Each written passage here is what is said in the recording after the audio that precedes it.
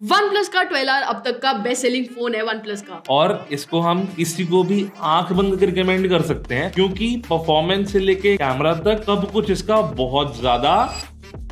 अब वो जानने के लिए तो आपको वीडियो देखनी पड़ेगी पूरी। हेलो गाइस, तो आज हमारे पास है OnePlus का 12R जो आपको 40K के अंडर मिलता है और इसमें आपको Snapdragon 8 Gen 2 मिलता है। बाकी गाइस ये फोन जो है काफी कंट्रोवर्सी से घिरा हुआ है क्योंकि OnePlus वाले ना काफी टाइम से डिसअपॉइंट कर रहे हैं। जैसे कलर OS को ऑक्सीजन OS बोलते हैं और इस फोन को मार्केट करते टाइम उन्होंने बोला था कि इसमें UFS 4.0 स्टोरेज डाली जाएगी, बट एक्चुअल में इसमें UFS 3.1 है। अब 3.1 भी ठीक है, बट जो आप कंज्यूमर को बोल रहे हो वो तो मिलना ही चाहिए ना। बट एनीवेज उन लोगों को मिल गया था उनका रिफंड जिन्होंने गलती से ऑर्डर कर दिया था स्टार्टिंग डेज में। बट चिंता मत करो, हम डिटेल में आज बाल की खाल उखाड़ेंगे और आपको इसका डिटेल्ड रिव्यू प्रोवाइड करेंगे। By the way guys, thank you so much इतना सारा प्यार देने के लिए। अब फटाफट 20K कर दो। 10K पे तो हमने गिव अवे कर दिया है, 20K पे भी तगड़ा गिव अवे आने वाला है। और हाँ, हमें इस 12R को यूज करते हुए ऑलमोस्ट 1 मंथ हो चुका है और आज हम बताएंगे कि वर्थ इट है कि नहीं। So without any further ado,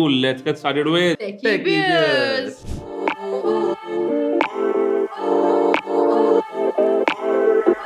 detailed review से पहले थोड़ी सी हाइलाइट्स आपको ना बता देते हैं। तो गाइज हमें इस फोन की परफॉर्मेंस काफी ज्यादा बढ़िया लगी है। हमने WhatsApp, Telegram, MS Team, Slack सारा कुछ मल्टीटास्किंग जो है यूज करके देखा है और जीरो लैग है लिटरली इसमें। एनिमेशन तो स्मूथ है ही है, लेकिन साथ में हैप्टिक्स भी बहुत प्यारे हैं और वो भी इस बजट में। ये हमारे टॉप 3 हैप्टिक्स वाले फोन में से एक है। अच्छी बात ये है कि OnePlus वाले अभी तक हमें डब्बे में चार्जर देते हैं और साथ में एक सॉफ्ट केस भी आता है और हमें मिलता है 100 वॉट का चार्जर जो कि फास्ट चार्जिंग करता है। एंड हाँ, इसमें खामियां भी हैं जिसके बारे में हम आपको बताएंगे, लेकिन वहां जाए उससे पहले फर्स्ट टॉपिक की बात कर लेते हैं जो है build and design. This phone looks confident and appealing. एक नंबर लग रहा है यार। इसमें 2 वेरिएंट्स आते हैं, एक ब्लैक और एक ब्लू। हमारे पास ब्लैक वेरिएंट है और ब्लैक थोड़ा सा स्पार्कली फील होता है, मैट नहीं है। और साथ के साथ ये प्रीमियम मिड रेंज फोन है तो इसमें हमें ग्लास की बैक देखने को मिलती है। साथ में फ्रॉस्टेड ग्लास के साथ आता है तो इतना ग्लासी फील नहीं आती है, बट हाँ अच्छी फील है। 11R से तो बहुत ज्यादा बेटर है। और कुछ लोगों को प्लास्टिक भी लग सकता है, बट ये प्लास्टिक नहीं है, ग्लास। और ये जो डिजाइन लैंग्वेज है ये अब OnePlus ने अपनी मार्केट में छाप छोड़ चुका है। अब कोई नहीं कहेगा गोल कैमरास को देख के कि ये मोटोरोला का फोन है। मुझे क्यों तोड़ा? अब OnePlus ने अपनी दूर से ही छाप बना दी कि कोई भी देखेगा और बोलेगा हाँ ये इसके पास OnePlus का फोन है। ब्लैक पे आपको फिंगरप्रिंट्स देखने को नहीं मिलेंगे, बट ब्लू पे काफी ज्यादा फिंगरप्रिंट्स देखने को मिलते हैं। बाकी फोन का जो फील है वो काफी प्रीमियम है। अब चलते हैं बिल्ड क्वालिटी पे, तो काफी सॉलिड बिल्ड क्वालिटी है, बट वही है यार, ग्लास की बैक है, ठीक है। गोल कैमरा आपने देखा ही कितना बड़ा है और कांच का है, और साथ में कर्व्ड डिस्प्ले भी है। तो क्या क्या टूट सकता है आप इमेजिन नहीं कर सकते, तो प्लीज इसको ध्यान से कवर लगा के यूज करना। कवर मिलता भी है साथ में, और साथ में हमें मिलता है एल्यूमिनियम मेटल का फ्रेम, तो वो भी काफी अच्छा है। प्लास्टिक वाली फील तो बिल्कुल भी नहीं, और प्रीमियम फील हो रहा है एक्चुअल में। इसमें हमें मिलती है IP64 की रेटिंग, तो प्लीज बारिश में बच के रहना। 65 की मिल सकती थी बट इन्होंने नहीं दी, तो let it be. Buttons and ports, तो OnePlus का फोन है तो अलर्ट स्लाइडर की बात ना हो ऐसा हो नहीं सकता। तो इस बार आपको OnePlus 12R के अंदर अलर्ट स्लाइडर जो है ना वो लेफ्ट साइड में देखने को मिलता है, राइट साइड में नहीं मिलता। 11R में ये वॉल्यूम बटन्स के साथ राइट साइड में था। एंड फॉर सम रीजन जो बाय डिफॉल्ट कवर आता है ना साथ में, मैं उसके साथ इसको यूज कर रहा था और मुझे अलर्ट स्लाइडर यूज करने में थोड़ा सा डिफिकल्टी हुआ। तो अगर आप भी ऐसा कुछ इशू फेस कर रहे हो तो कॉमेंट जरूर करना, क्योंकि मेरे को यूजुअली ये चीज फेस नहीं करनी पड़ती। अब बात कर लेते हैं सारे बटन्स की, तो स्टार्ट करते हैं राइट साइड से। राइट साइड पे मिलता है आपको power button, volume button and साथ में एंटीना बैंड्स। बॉटम में मिलता है आपको स्पीकर ग्रिल और साथ में टाइप सी वाला पोर्ट जो USB 2.0 की स्पीड सपोर्ट करता है अनफॉर्चुनेटली। एंड साथ में 100 वॉट की फास्ट चार्जिंग सपोर्ट करता है, लेकिन only from OnePlus exclusive charger. और साथ में मिलता है हमें एक माइक और ड्यूअल सिम वाली ट्रे, और लेफ्ट साइड में हमें मिलता है OnePlus का एक्सक्लूसिव अलर्ट स्लाइडर और साथ में कुछ और एंटीना बैंड्स। और टॉप में इंटरेस्टिंगली इस बार हमें स्पीकर ग्रिल देखने को मिलती है और साथ में IR ब्लास्टर भी मिलता है, और साथ में मिलता है हमें ANC वाला एक माइक, और इसमें NFC की सपोर्ट भी है। बीइंग ऑनेस्ट, IR ब्लास्टर इतने टाइम बाद मैंने किसी फोन में देखा है and I am very happy कि उन्होंने वो डाला है। तो मैं तो बहुत यूज करता हूँ क्योंकि AC का रिमोट मुझे कभी नहीं मिलता, और साथ में NFC और अलर्ट स्लाइडर का combination is very good for me. और अब बात करते हैं डिस्प्ले एंड मल्टीमीडिया की बात कर लेते हैं तो इसमें हमें काफी बड़ा डिस्प्ले देखने को मिलता है 6.78 इंचेस का 1.5 के रेजोल्यूशन वाला LTPO 4.0 AMOLED pro XDR panel मिलता है विद कर्व्ड एजेस एंड इसमें हमें देखने को मिलता है 120 हर्ट्ज का रिफ्रेश रेट जो कि 1 से लेके 120 तक डायनामिकली स्विच करता है, वो भी न्यू टेक्नोलॉजी के थ्रू जो है LTPO। साथ में हमें देखने को मिलता है कॉर्निंग गोरिल्ला ग्लास विक्टर्स 2 जो कि सही है। बाकी इसमें आपको 1200 निट्स की ब्राइटनेस मिलती है और 4500 निट्स की पीक ब्राइटनेस मिलती है जो कि एक मार्केटिंग टैक्टिक ही है क्योंकि हर टाइम 4500 निट्स की ब्राइटनेस नहीं होती, वो एक छोटा सा एरिया या मैं बोलूं पिक्सल 4500 निट्स टच करता है और वो एक आइडियल सिनेरियो की बात है जो कि रियल लाइफ में एग्जिस्ट नहीं करता है। बाकी गाइस इंडिया की मार्च अप्रैल जून जुलाई की गर्मियों में आपको इजीली इसका डिस्प्ले जो है आउटडोर्स में विजिबल होगा। साथ में हमें मिलती है 2160 हर्ट्ज की PWM डिमिंग सपोर्ट जो कि काफी अच्छा है फोटो सेंसिटिव लोगों के लिए। साथ में हमें मिलता है HDR10+ का सपोर्ट, डॉल्बी विजन का सपोर्ट भी मिलता है और तो और नेटफ्लिक्स का वाइड वाइन L1 का सपोर्ट भी मिलता है और साथ में डिस्प्ले भी जो है कर्व्ड है तो आपका मल्टीमीडिया कंजम्पशन जो है वो एक्सपीरियंस काफी ज्यादा अच्छा होने वाला है और स्मूथ होने वाला है। बट हाँ यार एक कौन है कि कर्व डिस्प्ले कुछ ज्यादा ही कर्व्ड है तो बहुत ज्यादा मल्टीपल स्वाइप्स हो जाते हैं, स्पेशली जब आप एक हाथ से यूज कर रहे हो तो वो थोड़े टाइम में इरिटेटिंग लगने लग जाता है।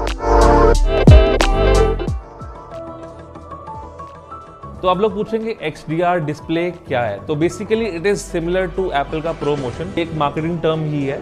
एग्जिस्टिंग टेक्नोलॉजी को अपने हिसाब से नाम दे दो ताकि दूसरे बंदे को समझ में ही ना आए कि है क्या। अरे बाप रे ये तो धोती खोल रहा है। प्रो XDR डिस्प्ले टेक्नोलॉजी का नाम है जो OnePlus ने अपने फोन्स में इंप्लीमेंट की है यूजिंग एग्जिस्टिंग टेक्नोलॉजी, जिसकी वजह से जैसे जो HDR होता है ना, अगर आपने लेटेस्ट आईफोन्स के अंदर कभी रील देखी तो ना वो एक पर्टिकुलर रीजन को बहुत ज्यादा ब्राइट कर देते हैं या कोई एक पर्टिकुलर रील जो है बहुत ज्यादा ब्राइट हो जाता है। तो OnePlus यही कर रहा है, आप जब फोटो या वीडियो लेते हो तो उसके बाद वो उस एल्गोरिथम को उसके ऊपर चलाता है तो जो वाइट्स है ना वो एक्चुअली में बहुत ब्राइट हो जाते हैं और फोटो HDR वाली वाइब देती है और मतलब वो काफी कूल लगता है, लेकिन वो सिर्फ ऑन डिवाइस ही हो रहा है। अगर आप वो फोटो कहीं पे अपलोड करोगे या ट्रांसफर करोगे तो वो सेम चीज कहीं और नहीं दिखेगी। तो चलें अब स्पेक्स पे।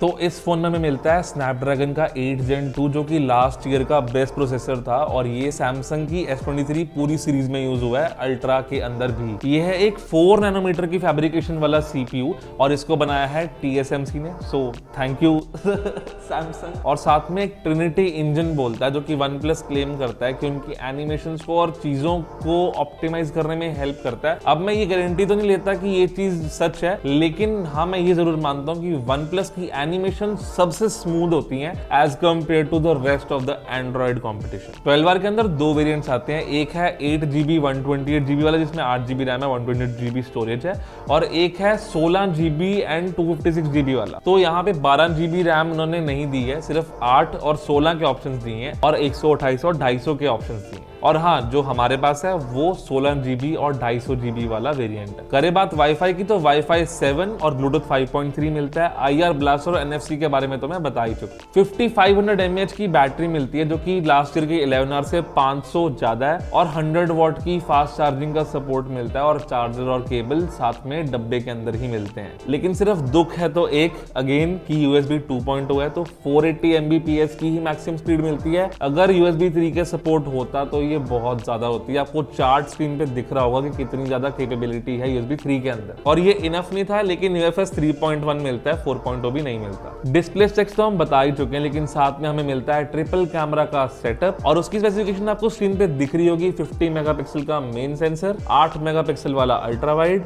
और 2 मेगापिक्सल वाला मैक्रो। इसके अलावा फ्लैश जो है ना वो कैमरा मॉड्यूल के बाहर लगी हुई है। जो कैमरा मॉड्यूल के अंदर है वो फ्लैश नहीं है, वो लाइट सेंसर और कलर सेंसर है जो ऑटो फोकस करने में और कलर्स को एक्यूरेटली कैप्चर करने में हेल्प करता है। तो उसको फ्लैश समझने की गलती मत कर। हाँ कर्व्ड एजेस मिलते हैं, लेकिन साथ में फिंगरप्रिंट सेंसर भी मिलता है ऑप्टिकल वाला जो कि बहुत ज्यादा फास्ट है और उसके काफी सारे एनिमेशन भी हैं जो आप चेंज कर सकते हो। बाकी अगर मैं कंपैरिजन करूं स्नैपड्रैगन 8 Gen 3 से स्नैपड्रैगन 8 Gen 2 की, तो बहुत ज्यादा रॉ परफॉर्मेंस का फर्क नहीं है। उसमें सिर्फ AI कैपेबिलिटीज ऑन डिवाइस करने का सपोर्ट आ गया और थोड़ी सी परफॉर्मेंस इंप्रूवमेंट है। उसके अलावा ये चिप काफी क्लोज है उसके।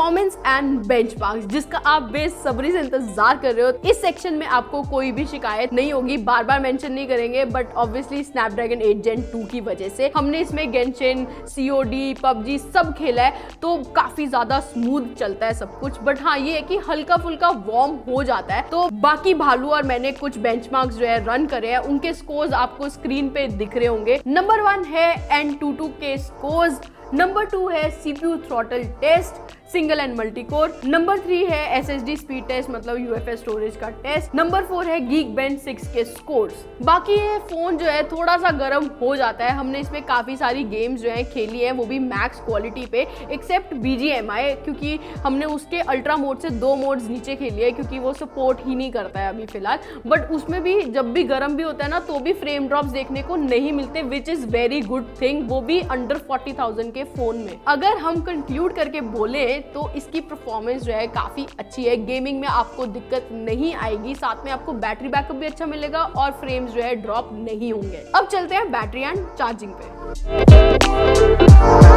तो बैटरी और चार्जिंग स्पेक्स तो मैं बता ही चुका हूँ, लेकिन अब मैं बताता हूँ कि बैटरी बैकअप है कैसा। तो ये फोन आपका एक दिन आराम से निकाल देगा, क्योंकि 5500 mAh की बैटरी है, तो आप ये भूल जाओ कि आपका एक दिन नहीं निकलेगा। अगर आप एक लाइट यूजर हो तो आपका सेकेंड डे तक भी ये फोन चल सकता है, लेकिन इंटरेस्टिंग बात ये है कि ये 20 मिनट्स में फुल चार्ज हो जाता है और 10 मिनट की चार्जिंग से मुझे 50% बैटरी मिल जाती है, तो मेरा आराम से टाइम निकल जाता है। अब हाँ, वायरलेस चार्जिंग इस फोन के अंदर आपको नहीं मिलती, लेकिन ऑनेस्टली इतनी शॉर्ट अमाउंट की वायर्ड चार्जिंग मेरे लिए वो चीज को कॉम्पनसेट कर देती है। बाकी अगर आप एक हैवी यूजर हो तो आप ये मान के चलो कि आपका 7 से 8 घंटे का SOT पक्का आपको मिलेगा ही मिलेगा। और अच्छी बात ये है कि मुझे आईफोन के अलावा OnePlus इकलौता ऐसा फोन लगा जहां पे बैटरी सेटिंग्स के अंदर वो बैटरी हेल्थ को दिखाता है, और ये एडिशनल फीचर भी दिया गया है जो बाकी एंड्रॉइड्स में भी है कि 80% पे आप चार्जिंग को स्टॉप कर सकते हो और ऑप्टिमाइज चार्जिंग को इनेबल कर सकते हो, ताकि सुबह होते ही आपके अलार्म बजने से जस्ट पहले ये फोन फुल चार्ज हो जाए। तो ऐसे काफी सारे अच्छे फीचर्स दिए गए हैं जो मुझे लगता है कि बैटरी हेल्थ को भी अच्छा रखेंगे और ओवरऑल आपका बैटरी बैकअप कभी डिग्रेड नहीं होगा।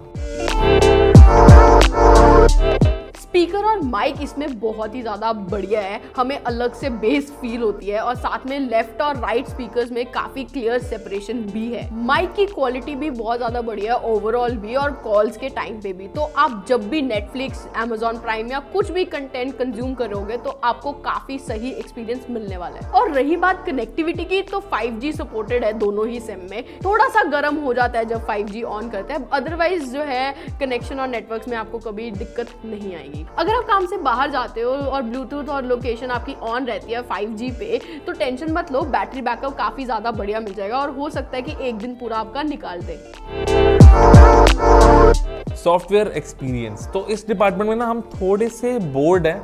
हाँ, इट इज गुड, बट बताता हूँ क्यों। तो ऑक्सीजन OS 14 जो है वो Android 14 के ऊपर बेस्ड है, जो कि ओवरऑल काफी स्टॉक वाइब देता है, लेकिन साथ में बहुत ही फ्लूइड है, एनिमेशंस बहुत फास्ट हैं, कस्टमाइजेशन भी अच्छी है। और एक चीज जो बहुत ज्यादा हाईलाइट होती है वो है हैप्टिक्स और ऑप्टिमाइजेशन, और उसके अंदर mainly Snapdragon 8 Gen 2 Trinity engine 120 hertz का हाथ है। कोई भी एप्लीकेशन आप खोल लो, बंद कर लो, उनकी एनिमेशन स्पीड सब कुछ फ्लॉलेस है। लेकिन ऑनेस्टली OnePlus वाली वाइब कम फील होती है, Realme, Oppo, Vivo वाली वाइब ज्यादा फील होती है ये फोन यूज करके, और कुछ चीजें ना इंट्यूटिव फील नहीं होती। जैसे फॉर एग्जांपल अगर मैं आईफोन के अंदर क्विक सेटिंग्स पैनल के अंदर ब्राइटनेस को लॉन्ग प्रेस करता हूँ तो वो खुल जाता है, लेकिन इसके अंदर वो खुलता नहीं है। Same goes for volume slider. तो वो चीजें ना एक्सपेक्टेड होती हैं यूएक्स से, जो कि मुझे मिसिंग लगी। और साथ में जो डिफॉल्ट आइकन पैक्स हैं और आइकन्स हैं वो काफी मुझे किडिश लगे, मुझे ना मैच्योर नहीं लगे वो। आई नो आप सब लोग बोलोगे कि ब्लोटवेयर नहीं है, ऐड नहीं है। Yes, I totally agree with you, but एक वाइब जो OnePlus के फोन्स में थी और ऑक्सीजन OS में थी वो अब कम फील होती है। और ये कलर OS या बोलूं मैं ओप्पो का फोन ज्यादा फील होता है एज कम्पेयर टू OnePlus का फोन। ये नेसेसरली बैड चीज नहीं है, लेकिन अगर आपको वही OnePlus चाहिए तो यहाँ पे उसकी एब्सेंस आपको फील होगी। अगर आपको कलर OS से या फिर न्यू वाले ऑक्सीजन OS से कोई इशू नहीं है तो hands down this is one of the most optimised and fastest UI experience जो मैंने किया है, and that too in this 40K का प्राइस सेगमेंट। इसमें आपको काफी सारे कूल फीचर्स देखने को मिलते हैं, जैसे कि गेम इंजन जो मुझे काफी कूल लगा। उसमें प्रो गेमिंग मोड है, बैलेंस मोड और बैटरी सेवर मोड है जो मैक्सिमम परफॉर्मेंस पुश करने में हेल्प करता है। और साथ में काफ़ी सारी कूल चीज़ें जैसे split view, flexible window, quick return, quick launch, smart side bar जिसको आप एज पैनल भी बोलते हो सैमसंग में, और किड्स मोड, सिंपल मोड और वन प्लस का एक्सक्लूसिव जेन स्पेस भी मिलता है। तो मुझे ओवरऑल स्पेशल फीचर्स काफ़ी कूल लगे। उसके अलावा जो जेस्चर्स हैं जैसे कि V से टॉर्च या फिर O से कैमरा खोलना, वो सारे फीचर्स अभी भी वन प्लस के अंदर हैं, तो मुझे वो चीज़ें काफ़ी अच्छी लगती हैं। And one of the favourite gestures जो मेरा है वो है 3 फिंगर स्क्रीनशॉट, जो यूजेबिलिटी के मामले में अनबीटेबल है। बाकी मैं ये जरूर बोलूँगा कि लॉक स्क्रीन की और AOD की कस्टमाइजेशन काफ़ी लिमिटेड फील होती है, तो अगर वो चीज़ भी ठीक इंप्लीमेंट हो जाए तो I think I will start finding the old one plus again. और एक चीज़ जो मैं अलग से मेंशन करना चाहूँगा वो ये है कि वन प्लस वालों का जो वॉलपेपर है ना, वो लिटरली मैं बोलूँगा एप्पल लेवल बोलूँगा मैं उसको। तो thank you one plus for that. I think बाकी ब्रांड्स को भी इससे सीखना चाहिए, क्योंकि वॉलपेपर से बहुत फर्क पड़ता है। स्क्रीन खोलते ही फर्स्ट चीज़ मैं वो देख रहा हूँ, मेरे को बहुत फर्क पड़ता है उससे। सॉफ्टवेयर एक्सपीरियंस को कंक्लूड करना हो तो आई कैन से कि ये सैमसंग और एप्पल के बाद बेस्ट ऑप्टिमाइज्ड है। और बाकी अब बात कर लेते हैं कैमरा की, तो चलते हैं कैमरा सेक्शन में। इतना बड़ा बम्प सा तो इन्होंने दे दिया है, चलो अब इसकी भी बात कर लेते हैं। वैसे ज़्यादा कुछ खास है नहीं। इसमें हमें मिलता है 50 मेगापिक्सल का मेन सेंसर, और साथ में मिलता है 8 मेगापिक्सल का वाइड एंगल, एंड साथ में 2 मेगापिक्सल का मैक्रो लेंस जो कि बिल्कुल ही यूजलेस है। इससे अच्छा तो वो 16 मेगापिक्सल का एक कैमरा दे देते जिसमें हम मैक्रो मोड भी यूज़ कर लेते, जैसे 70 प्रो में होता था, बट क्या करें वन प्लस। साथ में हमें डुअल टोन LED फ्लैश मिलती है जो कैमरा के अंदर नहीं है, बाहर है। ये रहे कुछ फोटो सैंपल्स जो आपको स्क्रीन पे दिख रहे होंगे। 0.6x for wide, 1x, 2x and 5x zoom options मिलते हैं। वो डे में थे एंड ये नाइट में है। Pro XDR as you can see bright areas को ब्राइट करके दिखाता है, एंड ये सिर्फ इसी फोन में चलेगा। और साथ में ये रहे कुछ day and night portrait shots. हालांकि फोटोज काफी अच्छी हैं, बट वीडियोस में काफी ज्यादा इंप्रूवमेंट हो सकती है। बताती हूँ क्यों। हेलो एवरीवन, तो ये OnePlus 12R के फ्रंट कैमरा से रिकॉर्ड हो रही है। तो this is 1080p at 30 FPS and 1080p 60 FPS है। इवन 4K भी अभी तक सपोर्ट नहीं करता है OnePlus 12R, and direct sunlight में नहीं है। ये शाम का टाइम हो रहा है अराउंड 5:30, तो आप देख लो कि HDR आपको लग रहा है सही से काम कर रहा है कि नहीं काम कर रहा है, और डायनामिक रेंज से इसे एडजस्टेड है कि नहीं है, मुझे लग नहीं रहा। बाकी आप ऑडियो बताना कैसी है। ज़्यादा शोर नहीं है आसपास, थोड़ा बहुत ही है, बट फिर भी I think will be able to जज बेटर।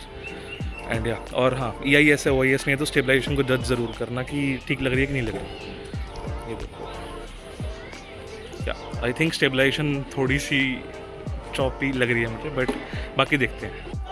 तो ये है OnePlus 12R की 4K 60 FPS की रिकॉर्डिंग मेन कैमरा सेंसर से। एंड इंटरेस्टिंग बात यह है कि अल्ट्रा वाइड में 30 FPS 1080 से ऊपर सपोर्ट ही नहीं करता है ये। बाकी थोड़ी बहुत हवा चल रही है, एंड शाम का टाइम है, आप देख सकते हो। अगर मैं दिखा सकूँ आपको तो शाम का टाइम है। This is how the video looks, and stabilisation आप जज करना 4K 60 पे कैसी है। एंड नॉइज़ ज़्यादा नहीं है, आसपास बहुत कम सी है, लेकिन फिर भी मेरी वॉइस सेपरेशन कैसी है वो आप जज करके बताना। बाकी ऐसा है कुछ यहाँ पे, हम लोग देख सकते हैं अगर माहौल। तो या दैट्स ऑल। तो सेल्फी ठीक आ जाती है इसमें, लेकिन स्किन टोन्स बहुत प्रोसेस्ड लगती हैं। एंड साथ में अगर आप फ्रंट में पोर्ट्रेट लोगे तो बहुत ही घटिया फोटोज आती हैं विच आर ऑलमोस्ट अनयूजेबल। तो अब बात कर लेते हैं फ्रंट कैमरा की। तो फोटोज तो ठीक ठाक आ ही जाती हैं, बट वीडियो का तो आप हाल देख ही चुके हो, काफी बुरा है और स्टेबलाइजेशन भी नहीं है। ओवरऑल अगर कैमरा क्वालिटी को कंक्लूड करें तो हम इसे देंगे B+। फोटोज अच्छी हैं, बट वीडियोस में काफी ज्यादा इंप्रूवमेंट हो सकती है। एक और भी चीज अच्छी है कि OnePlus ने अपनी गैलरी को फिक्स कर लिया है, तो OnePlus के जो पुराने यूजर्स हैं उनका ट्रॉमा जो है फिक्स हो चुका है। और तो और जो कैमरा के मोड्स हैं वो बड़ी जल्दी स्विच हो जाते हैं, इतने तो S23 अल्ट्रा में भी नहीं होते। बाकी गाइस, कैमरा के कुछ बेसिक फीचर्स मिसिंग है, जैसे 4K वाइड एंगल रिकॉर्डिंग नहीं होती है, फ्रंट कैमरा में रिकॉर्डिंग नहीं होती है 4K में, तो ये थोड़े फीचर्स और ऐड कर कर सकते थे वन प्लस वाले, बट प्राइसिंग जो है इसकी अंडर 40,000 है और कुछ ऑफलाइन स्टोर्स में तो ये 37, 38 का भी अवेलेबल है, वो भी 16 GB 256 GB वेरिएंट, क्योंकि ऑफलाइन रिटेलर स्टोर्स जो है वो शट डाउन होने वाले हैं, तो काफी स्टॉक को वो निकाल रहे हैं, तो आपको भी सस्ते में मिल सकता है। बाकी अब बात कर लेते हैं कंक्लूजन की। ऑनेस्टली अगर 40K के अंडर फ़ोन की बात करें तो हमने इसमें काफ़ी वियर्ड से बग नोटिस करे हैं, जैसे कि कीबोर्ड पे अगर फास्ट टाइपिंग करें तो एक आधा अक्षर खा जाता है। ये काफ़ी वियर्ड और गिमिक फीचर है, जैसे कि शेल्फ स्वाइप डाउन, लैगी ग्लोबल सर्च, काफ़ी ज़्यादा स्लिपरी अगर आप कवर के बिना इसको यूज़ कर रहे हो, बिग कैमरा कटआउट और काफ़ी सारे स्मजेस भी आते रहते हैं। और तो और गाइस कैमरा क्वालिटी भी कुछ खास नहीं है, ओकेश है, और बेसिक फीचर्स जैसे कि 4K रिकॉर्ड नहीं करता वाइड कैमरा पे और फ्रंट कैमरा में, जो कि आजकल इस रेंज से नीचे वाले फोन्स में भी आ रहे हैं। और गेमर्स थोड़े से परेशान हो सकते हैं, क्योंकि जब वो होल्ड करेंगे तो काफ़ी सारे स्मजेस ऑब्वियसली कैमरा पे आएंगे और हॉरिजॉन्टल यूज़ करने में थोड़ी सी तकलीफ शायद हो सकती है, अदरवाइज गेमिंग परफॉर्मेंस में कोई ऐसा दिक्कत नहीं है। बाकी जलती हुई आग में घी डालना है तो USB 2.2 की स्पीड्स मिलती है हम लोगों को, जो कि आई थिंक USB 3 तो होनी ही चाहिए थी, और साथ में मिलता है IP64 का सपोर्ट, जो कि IP65 होना चाहिए था। वायरलेस चार्जिंग नहीं है, बट वी नो 100 वॉट का वायर्ड चार्जर मिलता है और चार्जर भी बॉक्स में मिलता है, बट उसमें भी छोटी सी शिकायत ये कि चार्जर इतना बड़ा है ना, और ऑनेस्टली हमारे पास सैमसंग का 3 पोर्ट वाला चार्जर है जिसमें 3 पोर्ट्स हैं, और वो 65 वॉट का और वो बहुत ज़्यादा कॉम्पैक्ट है। तो आई थिंक साइज पे वहाँ काम किया जा सकता है चार्जर के, लेकिन उसके अलावा थोड़े UI में फंक्शनैलिटी के जेस्चर्स थोड़े से इंप्रूव हो सकते हैं। जैसे आप नोटिस करोगे वॉल्यूम बार जो है, अगर आप उसको स्वाइप करो तो सैमसंग में वो सारे के सारे ऑडियो लेवल्स को खोल देता है, या फिर अगर आप ब्राइटनेस वाली क्विक टॉगल को लॉन्ग होल्ड करोगे तो वो जूम इन होके खुल जाएगा, जो कि आप एक्सपेक्ट करते हो नेचुरली, लेकिन वो चीज यहाँ पे मिसिंग फील होती है, तो थोड़ी पॉलिशिंग की ना कमी लगती है। तो कॉर्नर्स तो काफी कट करे गए हैं, लेकिन इसका कैमरा मैं डिसेंट कह सकता हूँ। तो अगर आपको एक बहुत फास्ट परफॉर्मिंग फोन चाहिए विद डिसेंट कैमरा, और आपको पता है कि इस फोन के अंदर कहाँ पे कॉर्नर्स कट किए गए हैं, तो ये एक बहुत अच्छा फोन। और अगर आपको सेम बजट में ब्रांड वैल्यू और रिलायबिलिटी चाहिए तो आप iPhone 13 ले सकते हो, S23 ले सकते हो, S24 FE भी कंसिडर कर सकते हो। और अगर आपको सिर्फ परफॉर्मेंस ही चाहिए तो iQOO का 9 Pro या 11 भी आप ले सकते हो, थोड़ा सस्ते में मिल जाएगा और काफी अच्छे स्पेक्स भी मिल जाएंगे। बाकी अगर आप नथिंग फोन के फैन हो तो नथिंग फोन 3 आने वाला है, और वो क्लेम करता है कि वो OnePlus को अच्छे से टक्कर देगा और हराएगा भी। तो नथिंग फोन 3 का कैमरा काफी ज्यादा बेटर होने वाला है OnePlus 12R से। बाकी आप बताना कि आपको 12R कैसा लग रहा है, अगर आपके पास है, और हमारी ये वीडियो कैसी लगी कमेंट करके जरूर बताना। अच्छी लगी हो तो लाइक शेयर सब्सक्राइब कर दो फटाफट, and will see you in the next one.